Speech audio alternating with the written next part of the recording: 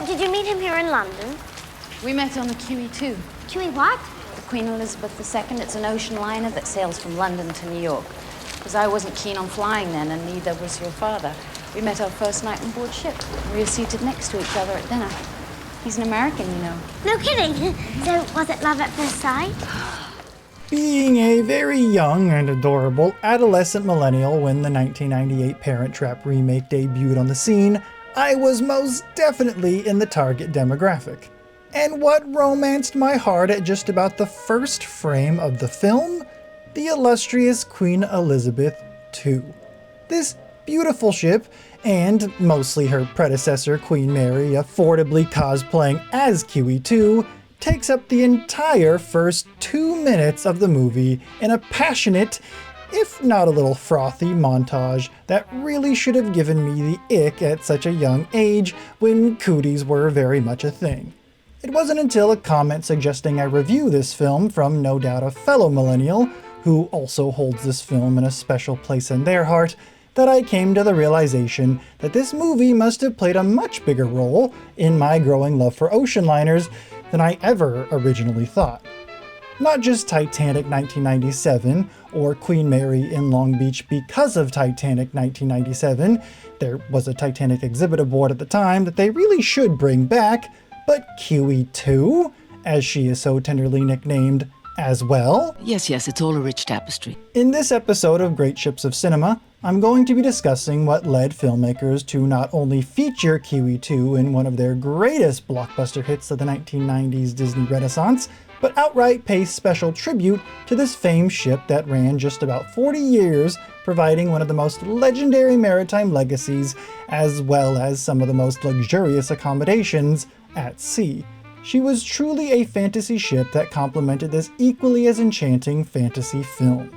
And it was a very special film that not only helped spark Lindsay Lohan's career, who was only 12 years old at the time, but also tenderly acknowledged the QE2 in all her glorious, at the time, last and longest running ocean liner finery.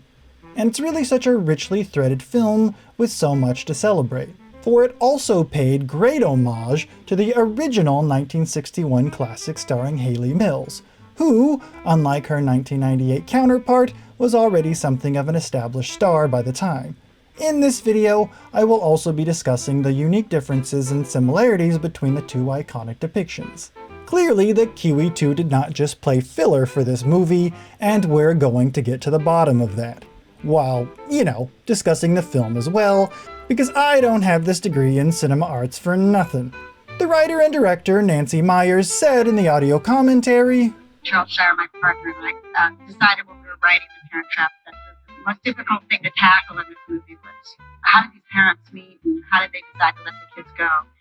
And after many weeks of talking about it, we came up with the idea that they met on the QE2, a ship in the middle of the ocean. They fell in love and got married on the ship. And by the time the boat docked, or shortly after, they realized they had made a mistake. But lo and behold, she was pregnant with twins. And we actually wanted the romance to be so passionate that they couldn't be together anymore. I know it sounds confusing. If why so strong and deep, why did they break up? But we had to somehow come up with why they were never together again after this.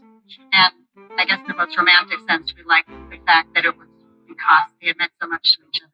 Which means that the QE2 played an even bigger part in the film than I previously thought. But even more than that, according to the film's location manager John Panzarella, choosing the Queen Mary as the cosplaying contemporary for QE2's interior held even more of a special place than mere convenience, as his grandfather crossed the Atlantic while she was a troop ship during World War II. The very voyage was in fact, according to Panzarella, the infamous 1942 Rogue Wave trip that inspired such films as The Poseidon Adventure and increased the ship's legendary status she is continually known for today. Not that this wasn't Panzarella's first shoot aboard the celebrated ship. In 1996, he participated in the making of Primal Fear, starring Edward Norton, Richard Gere, and Laura Linney, marking his first experience walking in the same steps as his grandfather decades later. And on top of that, Panzarella said that Meyer, the director, was thoroughly impressed with the marvelous yesteryear splendor that makes Queen Mary special to so many of us. It was the absolute ideal place for such a film and such a story to take place. It should also be stated that the B-roll shots of QE2 were not purchased stock footage. No. The director of photography, Dean Cundy, traveled all the way to Miami in order to achieve these sleek, romantic, establishing shots.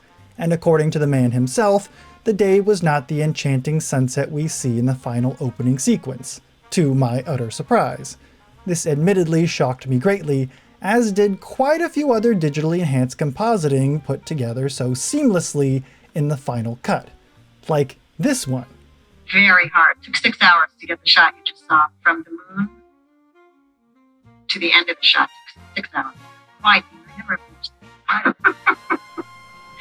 According to Cundy, it was a very different kind of day, washed out even, and that they added with enhanced visual effects everything from the light sparkling on board, the dark sky, and the glimmering water. It's an absolute testament to the visual effects in this film, which were groundbreaking for the time as CGI was in something of an intermediate level of what we have today, but at the time only really available to the elite production companies in Hollywood, attributes we in the arts and film industry on almost every level today tend to take for granted anymore.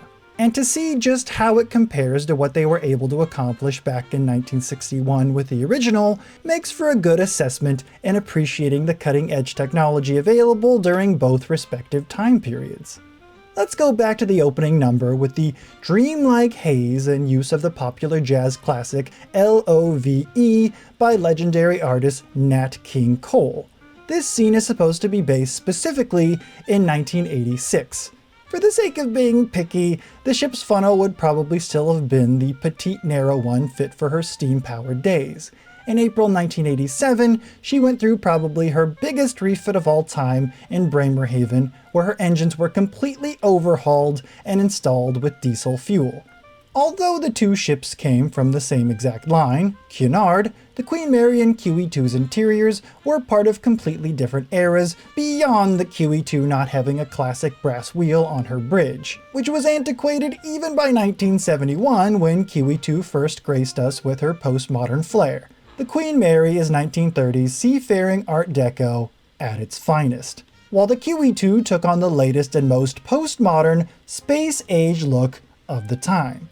This appearance mellowed as time went on though, during some of the most strenuous renovations I think any ship keeping the same name within the same line ever went through during their career. By 1986, even incorporating some classic Art Deco motifs reminiscent of her golden-aged predecessors. Now, the producers have made it very clear that the fantasy element is a product of this movie's wish fulfillment narrative, and that they even went at lengths to make it feel as safe as possible. The nanny walking with the pram. We tried very much to make everything look so safe in this movie, the world the way we wish it was. With that understood, the fantasy that is this hybrid of the QE2's exterior holding within the Queen Mary's interior is a delightful prospect that I revel in.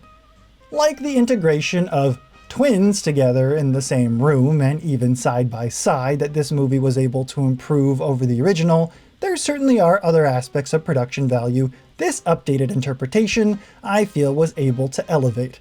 Obviously, there are the idiosyncrasies of each film that are simply products of their time, including characters they omitted, as well as added to fit the purpose of each narrative, like cleaning up certain transition scenes, and location, location, location.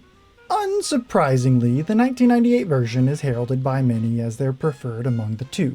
And to think, the entire story altogether, as it is actually based on a German novel called Das doppelte Lottchen, written by Erich Kästner in 1949. The 1961 version was far from being the first adaptation. There's the original German adaptation of the same name, debuted in 1950, featuring actual twins. Then a Japanese equivalent called Hibari no Komoriuta in 1951.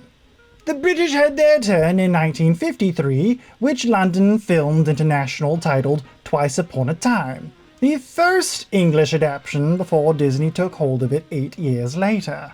There have been adaptations after the 1998 version, but we're gonna stick with the two most iconic. In the original, we have characters that don't show up in the newer version, like the mothers' parents, which have a cheeky sort of side plot of their own. Charles, stop burbling. I haven't burbled in years, and Go down to your office and read your newspaper. This was chiefly replaced by the charming and somewhat eccentric butler character named Martin. Martin! Vicky's mother in the original, who always accompanied her, was replaced by a sort of vignette of complimentary characters spurring her home-wrecking attempts on. Oof, ice woman. Proud of it, babe. Including her mother, Vicky herself. That's right, Vicky Blake, played by the talented Joanne Barnes from the original. We'll get back to her later. Oh, God, the woman you loved, you hate. The idea of doing it 37 years later. And her father, who seems to be fully and happily aware of her gold digger ways. They also took away the farmhand Hecky from the original. These character shifts definitely changed the dynamic of the 1998 version, no doubt contemporizing life in 17 years of changing world history, like the roles of women. There were working women in 1961, but not like there were in 1998. They show that the original mother, Maggie McKendrick, was very active in her community. Oh, Margaret, don't forget the Red Cross meeting at 2:30. I'll see you at the Somerset Club after my garden club meeting. Oh, stand up, child. Don't slouch. I hope you haven't picked up bad habits at that camp of yours. Keep your shoulders straight. See you at the Somerset, Margaret. Yes, Mother. But in the 1998 version, they elevated her contemporary Elizabeth James to outright owning and operating her own wedding boutique in the heart of London. And what a delightful update indeed. The original has maybe altogether 6 locations. Compared to its contemporary, it really makes the original look quite domestic. It also took about 2 months to film, according to Hayley Mills in the original audio commentary, while for the 6-month July to December 1997 shooting, they went out of their way to string in as many iconic locations as could be rendered. While we still have the quintessential plot turners like the camp, the airport, the mother as well as the father's sprawling estates, though the mother's now being in London and for very practical reasons. But the idea of making Annie from London, I think, was a good thing for the update, because the original film, one girl was from Monterey and one was from Boston, and we tried to get them further apart to make it more believable if they'd never met. And by doing that, I think really opened up the film. Different countries, helped. They added a potassium overload of new locations on top of London, including San Francisco, a yacht in San Francisco, and of course, a contemporary ocean liner. And the efforts to secure these places took so much tender love and care.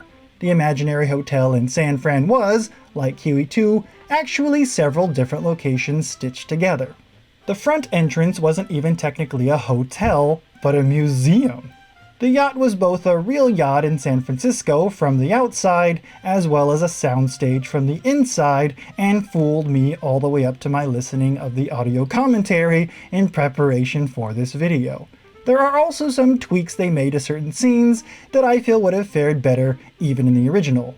Like inclusion of the housekeeper here. Just a minute, I want to talk to you. Didn't know what a good thing you had when you had it. Jessie, why are you looking at her like that? Like what? I'm not looking at her any special way. I'm looking at her like I've looked at her for 11 years. Line improvements. Never you mind those angelic faces. I know Vixen when I see them. Just remember this. You start anything, and I will make your lives just miserable for you later on. You get me, pets? Don't think I can't see right past those angelic faces. One more trick from you two, and I promise I will make your lives miserable from the day I say I do. Got it? And these transition scenes. Have a good summer, miss.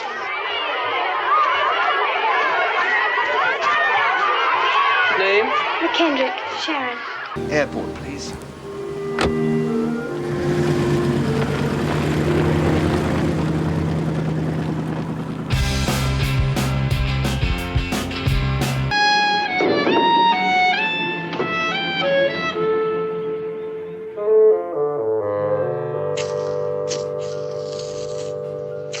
Think of all that we could share. She should know.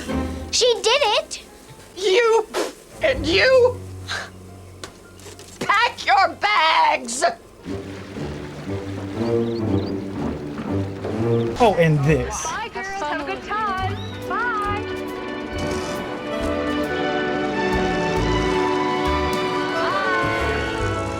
Oh, I would pay big money to see that woman climb a mountain.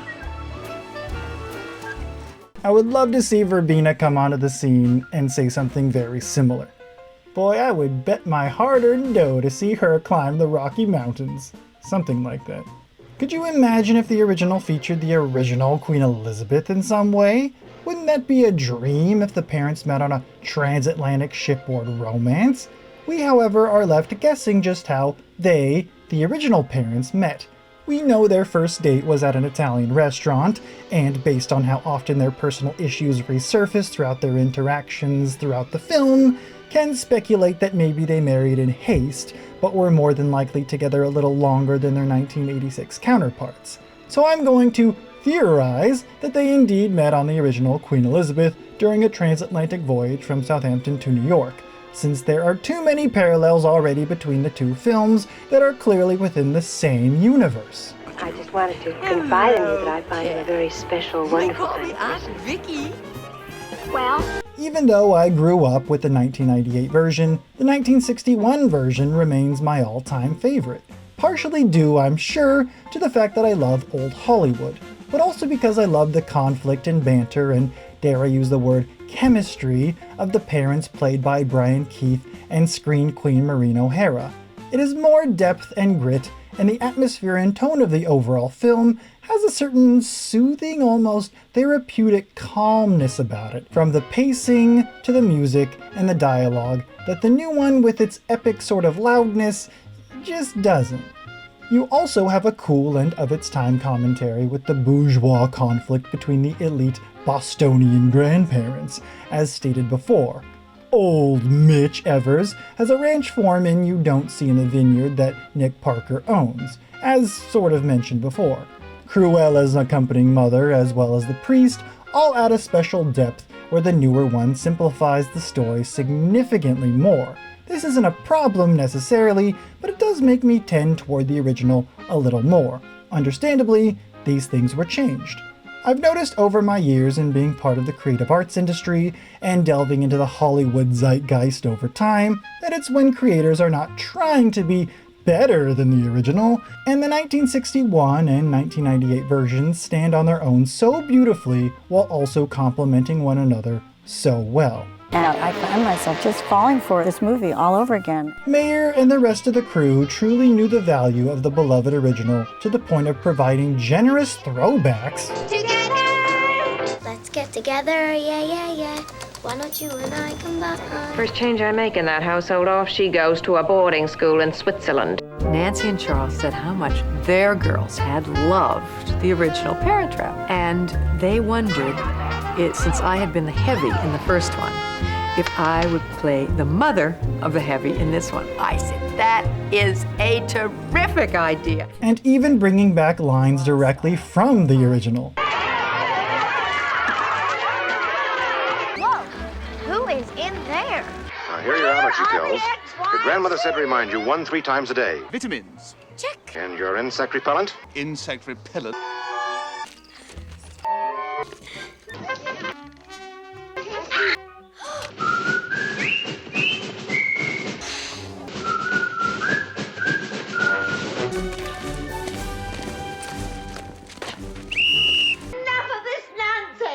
Okay, girls. Go back to your activities. Back to your activities. All right, young lady. In here. The isolation cabin.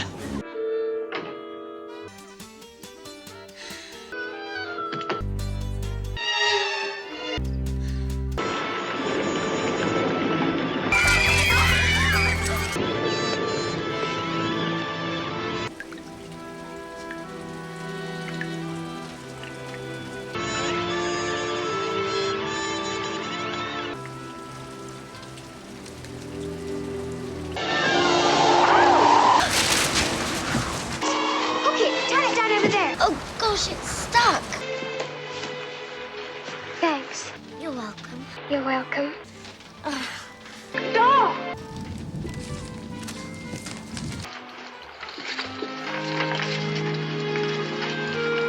Are any of them spoiled? Any of your pictures ruined? Who is he? Are you kidding? Ricky Nelson? Only the beautiful Leo DiCaprio. Who? You've never heard of Leonardo DiCaprio? Where do you come from? Outer space? How far away is London anyway? We got a ranch out in Carmel. We've got this incredible porch that looks over the entire vineyard. Want a Fig Newton? Want one? What's your pup like? What's your dad like? I mean, is he a friend you could talk to? I mean, is he the kind of father you can talk to? Or one of those busy types? Or is he one of those workaholic types that says, I'll talk to you later, honey, but, you know, never really does? Hey, what do you know? It stopped raining. Oh, hey, it stopped raining. Hey, you want to come to the commissary and get a popsicle with me? You want to go get a popsicle or something? Busted up with Dad when I was young. I never met her. She and my dad split up when I was a baby, maybe even before him. But she was fabulous. Absolutely fabulous. But I know she was really, really beautiful. How do you know? How do you know that? There used to be a picture of her on Daddy's desk. But once he caught me looking at it, and he's never been around since. Because my dad had this old picture of her hidden in his sock drawer, and he caught me looking at it, like, all the time, so he gave it to me to keep. Can you only think about your stomach at a time like this? Will you stop thinking about your stomach at a time like this? At a time like what? At a time like what? Don't you feel it? Don't you realize what's happening? Don't you know what's happening?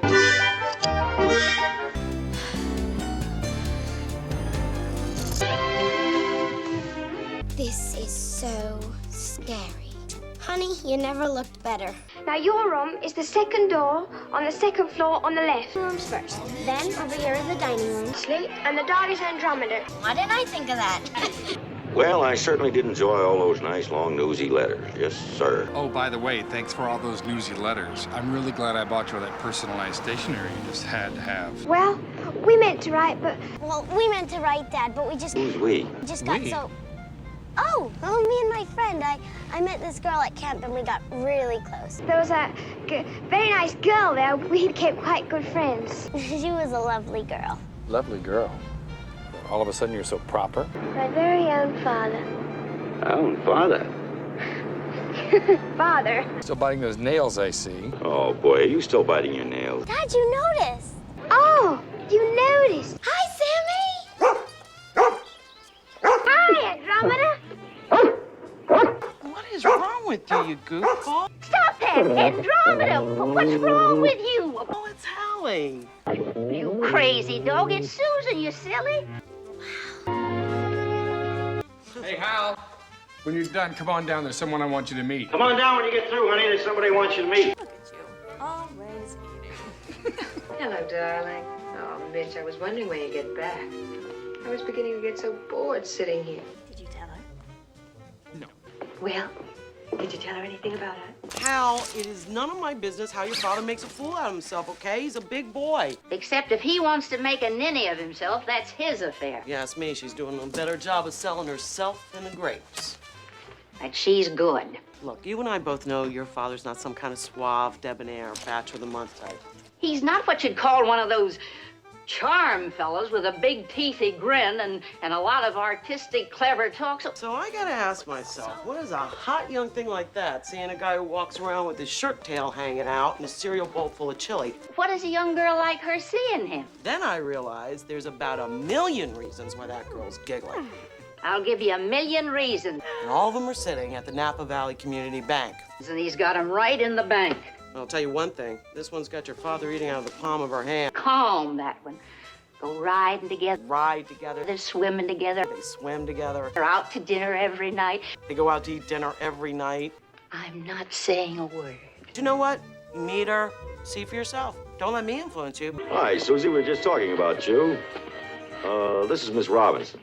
Honey, I want you to meet a friend of mine. Hal, this is Meredith Blake. Well, from the way your father talked, I expected a little girl, but you're practically a woman. You know, the way your father talked about you, I expected to meet a little girl, but you are so grown up. I'll be 12 soon. I'm nearly 14. You know, I have never heard a man talk about his daughter the way Nicky talks about you. You know, ever since I met your father, it's been Susan this and Susan that. We're obviously incredibly close. You're obviously very good friends, and I think that's just wonderful. Your daddy took me riding the other day, and he let me ride your horse. We were riding the other day. Your father let me ride Shotsley. I understand she's your horse. I hope you don't mind my riding her. I hope that's okay with you. Shotsley and I are used to strange women riding her. Sprout used to strange women riding her. Oh, you know Daddy. He's always playing the field. Compared to the others, you are relatively normal. One week, I'll never forget, he had 5 different women up here. I'd want to know if I was number 29 in a man's life. There you are. Now, did you two get to know each other? Yes. We had a lovely little talk. So, did you girls find something to talk about while I was gone? Does it mean yes? It sure does. I tell you, Grandpa missed you around here, you know. There was an awful... Wait a minute. Wait. What are you doing? Making a memory. What are you doing? Just smelling. Smelling? I'm making a memory. Making a memory? Oh. Mm-hmm. All my life, years from now, when I'm quite grown up, I'll remember my grandfather and how he always smelled of... Years from now, when I'm all grown up, I'll always remember my grandfather and how he always smelled of... Tobacco and peppermint. Peppermint and pipe tobacco. Well, I'll tell you, I use the peppermint for my indigestion and the tobacco to make your grandmother mad. Annie? Sharon! Welcome home, darling. Mother. Mother! Oh, darling, it's so good to have you home. Let me take a look at you. I can't believe it's you. And I can't believe it's you. And with short hair. What on earth have you done to your hair? Who cut it for you? A girl I met at camp. Do you hate it? No, I absolutely love it. Cut it. Well, that's certainly obvious. I thought there was something different. Well, what's done is done. At least it'll grow again. Oh, darling, what is it? I'm sorry. It's just, I've missed you so much. What's the matter, Sharon? Are those tears I see? I can't help it, Mother. If only you knew. My father. What was Daddy like? Well, I don't know how we got around to him. Is it terribly painful for you to talk about Daddy? No. Why should it be? Why the sudden curiosity about your dad, huh? Why did he take you on your very first date? Did you meet him here in London? He took me to dinner. We met on the QE2. Well, bust it up, for heaven's sake. You'll just have to break him up, sabotage her, do whatever you have to. I want some more time with her. You've had her for 13 years and I just got here. I only met the man 12 hours ago. Hal, you've got to get back here to help me. Annie, I can't. I want more time with Mom. I won't give up, Mother, this soon, and that's final. Goodbye. Anne, are you still there? I can barely hear you. I'm here. What are you... I think I lost you, Anne. Hello? Susan! Thanks for the help, Hal. Come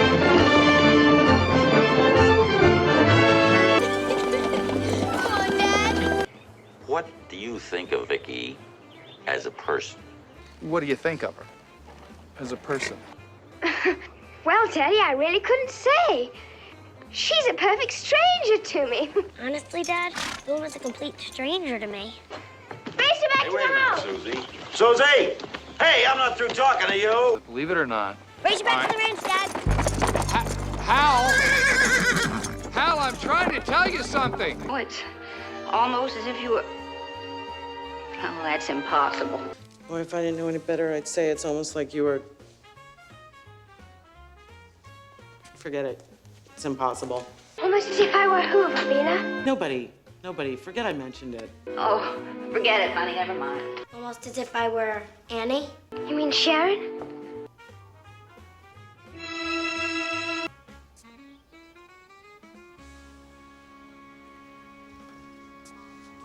You know about Annie?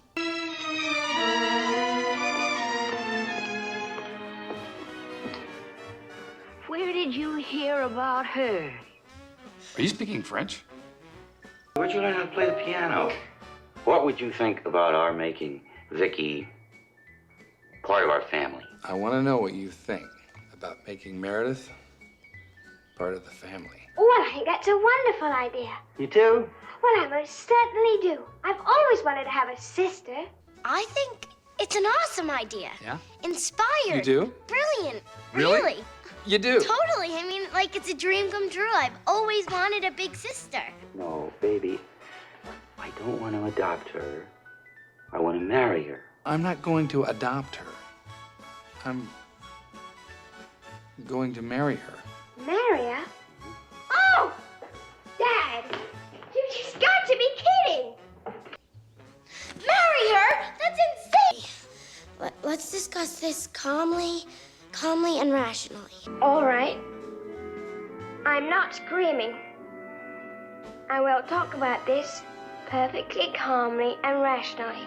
Dad, you can't get married. It'll totally ruin completely everything. You can't get married. You ruin everything. All the plans we made, the work. What are you talking about? And the diagrams and my hair. Look at my hair. Not even making any sense now. Let me speak to her for a minute, darling. Women understand these things better. Make yourself scarce. Look, why don't I go talk to her? You know, woman to woman. Your father underestimates you, I think. I'm sure you won't, will you, Vicky? Boy, your father underestimates you. But you won't. Will you, Meredith? Most girls just run after Daddy because he's so wealthy. If this is the real deal, then my dad's money has nothing to do with you wanting to marry him, right? Look, Pet, I've tried to be friendly, but I'm going to marry your father, so you get used to the idea. Okay, Puss. You listen, and you listen good. I am marrying your father in 2 weeks, whether you like it or not. So I suggest you do not tangle with me anymore. You are in way over your head. You'll be in way over your head.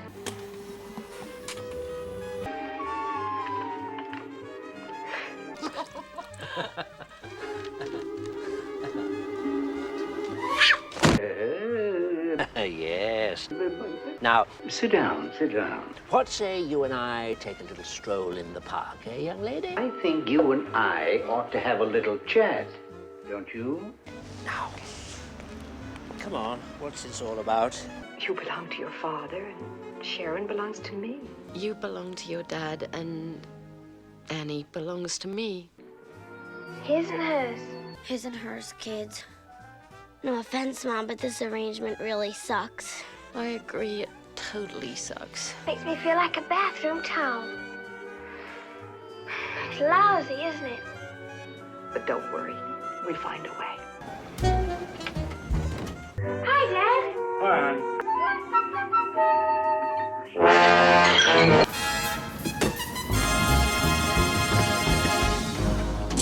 Under the trees over there.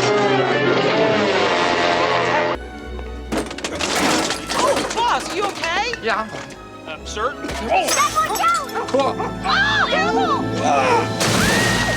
Last time I saw you, you had diaper rashes. Daddy, diapers. Yes, diapers.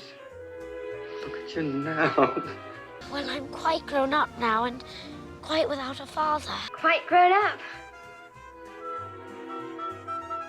And quite without a father. Oh, honey. And I'm quite without a mother.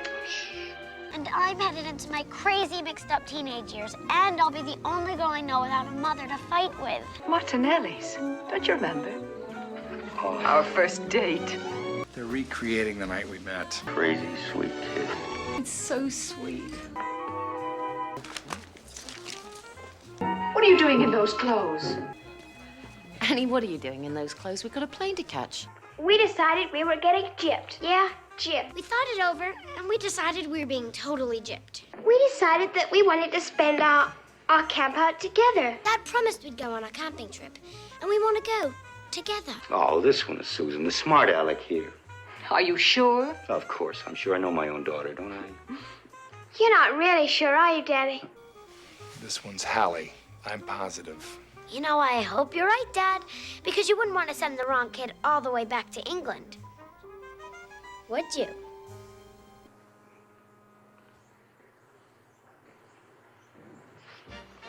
You know I'm not. What am I supposed to do for 3 days while you're off on some crazy trip into the woods? Stay home and knit? It's not my fault. Now, I can't tell them apart. What do you want me to do? And what am I supposed to do for 3 days? Sit home and knit? Honey, we have kind of a sticky situation. Sticky situation? Is she coming along? Excuse me, what is she doing here? That's part of the deal. Don't... Mitch, I will not have it. Good morning, Vicky. I will not sit here while you're off prowling through the woods with her. That's part of the deal. The four of us, we go together. What are you, suddenly the Brady Bunch? This is ridiculous. Hello. Everything all right? Well, no, actually. You're absolutely right. Maggie, will you keep out of this, Oh, please? Miss, you just All can't go off and leave your fiancé alone for 3 whole days. What on earth would people say? Sure. I agree. I think the ex-wife in the next sleeping bag is a little weird. Thank you. I absolutely insist that you come with us. Where does she think she's going? I think it looks... Oh, she's going to come along, honey. Are you kidding? Dad, what's Meredith doing here? Your mother invited her. But she can't come along. Mom, come on. That's not the plan. The way things have worked out, I think you and Vicky ought to be up there alone. What are you saying? Oh, honestly, you'll have much more fun without me. Wait, if you're not going, I certainly don't have to go. I mean, trust me, I'm not a big nature girl. If you're not going, I... No, Vicky, don't worry your pretty little head about me. But this is your chance to really get to know the girls. I mean, after all, starting next week, they're half yours. Besides, it'll give you a chance to get to know the girls. You know, you're going to have them for 6 months out of the year. Bye, Vicky. Oh, no! Hang on there! Oh, no! Hang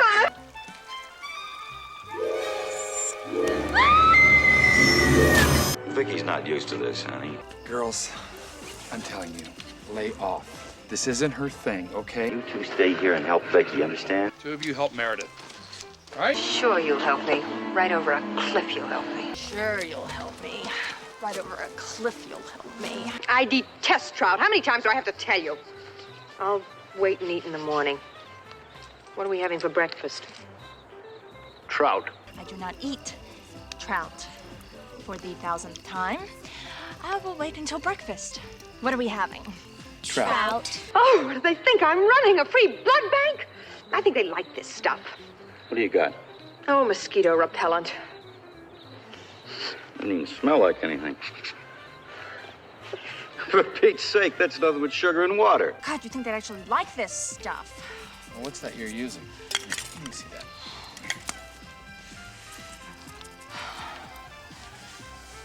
Well, you're going to attract every mosquito in the state with this stuff. It's sugar and water. Now, where'd you get that? An old Indian scout gave it to me. Where'd you get it? That's it.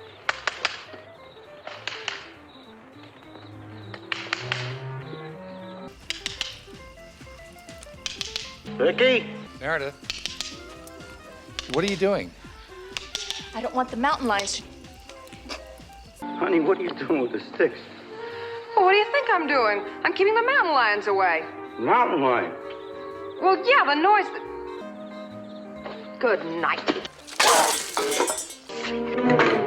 Here's what's going on, buddy. I hate the lights! I hate the trees! I hate the filthy bugs!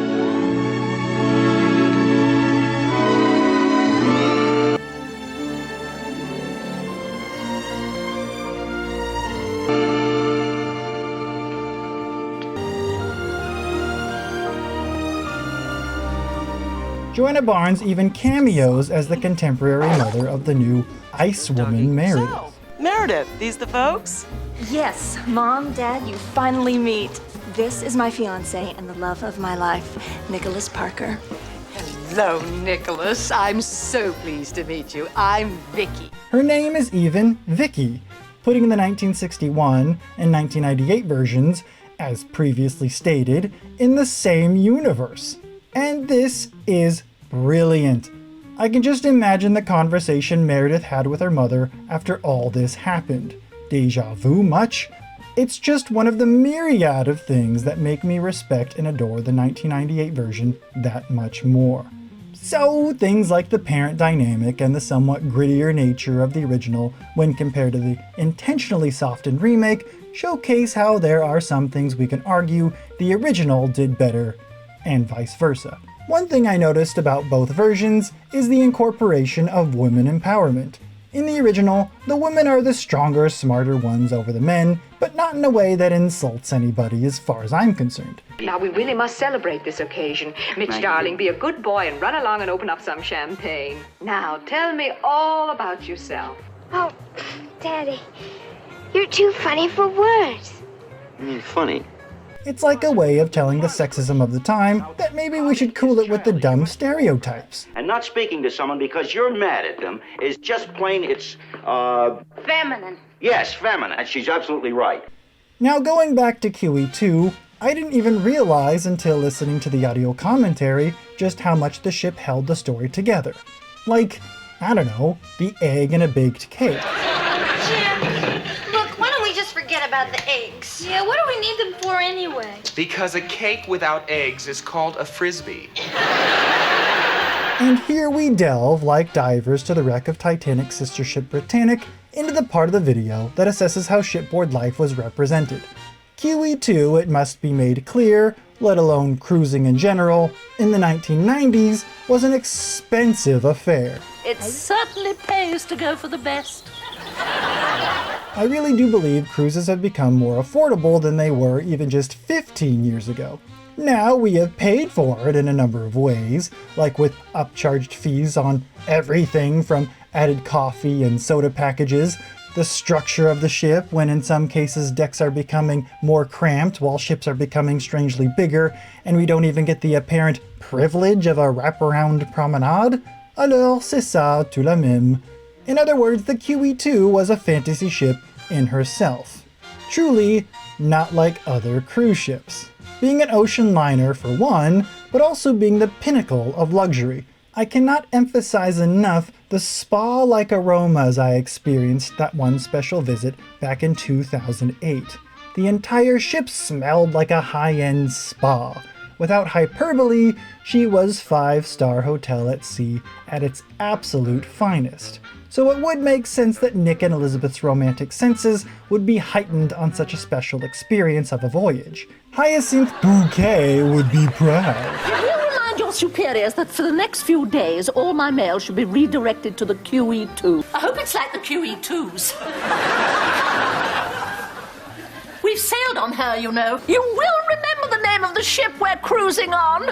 In an outer cabin with full facilities and panoramic views. The QE2! Now, the San Francisco yacht, a 139-foot Synthesis 66, first debuted in 1982 by the renowned superyacht builder Feed Ship, for anyone asking, scene is meant to recreate that incredible experience so as to bring them back together for crying out loud. So in the end, it all returns back to QE2. Producer for the film, Charles Shire, said that they were given 2 days aboard the Queen Mary to shoot the opening and closing scenes, but because of a tight schedule, they were both shot in 1 day. Miraculous, to say the least.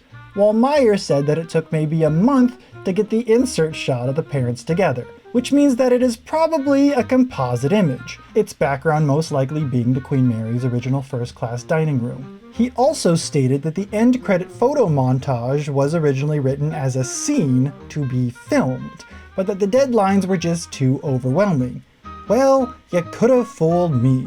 Yes, I'm simping for it, okay? The entire movie is so iconic in so many ways as it is, but these end snapshots are the absolute icing on the cake, and what a delicious looking QE2 cake it is, and add to the fantasy fun this film evokes so delightfully in the hearts of so many of my generation in particular.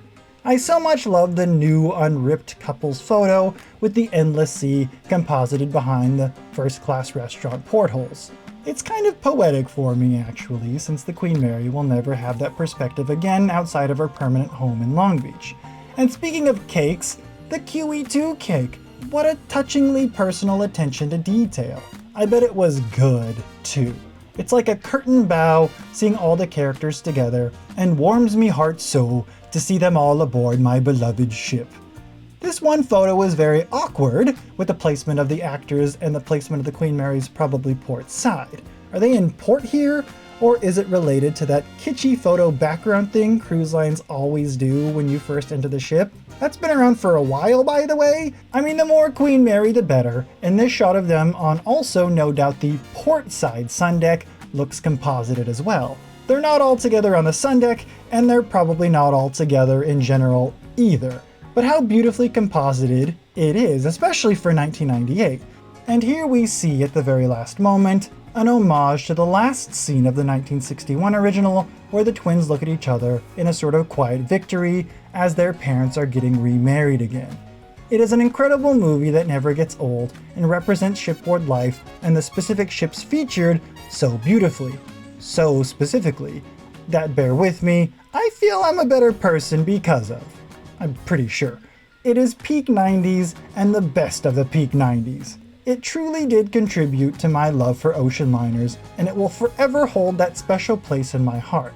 Check both versions out if you haven't.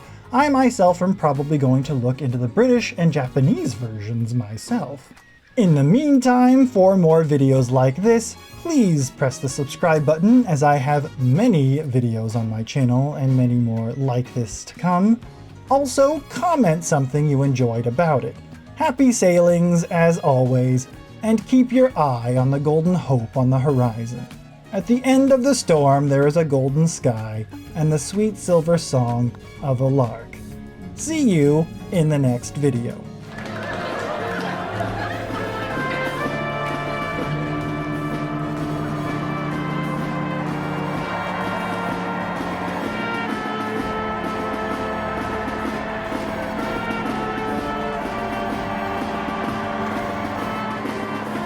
Have you seen them? No, but they must be up there somewhere.